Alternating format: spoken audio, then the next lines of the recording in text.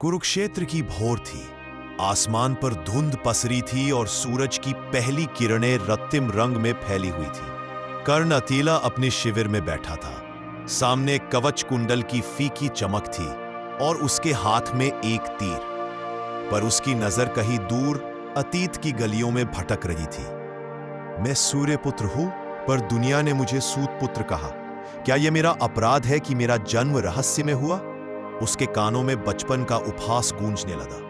हर बार जब उसने अपनी योग्यता दिखाने की कोशिश की, समाज ने उसे ठुकरा दिया। फिर याद आया गुरु परशुराम का शाप, झूठ बोलकर शिक्षा पाई है, अतः संकट में अपना ज्ञान भूल जाओगे। कर्ण का मन चिल्लाया, क्या मैं झूठा था या व्यवस्था ने मुझे झूठ बोलने पर मजबूर किया? और फिर सभा का वह दिन, द्रौपदी ने उसे ठुकरा दिया। मैं सूतपुत्र से विवाह नहीं कर सकती। उसके होठों ने मुस्कान का अभिनय किया, पर भीतर वह एक क्षण में 1000 टुकड़ों में बिखर गया। लेकिन इन घावों के बीच एक चेहरा चमका, दुर्योधन का।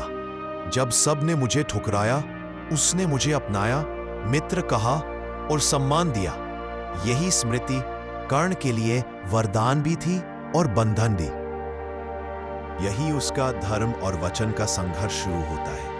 एक ओर उसका हृदय कहता था, पांडव धर्म के मार्ग पर है और कृष्ण सत्य बोलते हैं, मुझे अपने सगे भाइयों के पक्ष में होना चाहिए।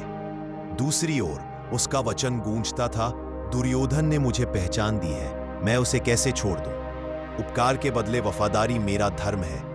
कर्ण के भीतर अच्छाई और बुराई जैसे दो योद्धा लड़ रहे थे। एक कह रहा था, सत्य का साथ दो, चाहे अपनी जान देनी पड़े। दूसरा कह रहा था, जिसने तुम्हें सम्मान दिया उसके साथ अंतिम सांस तक खड़े रहो।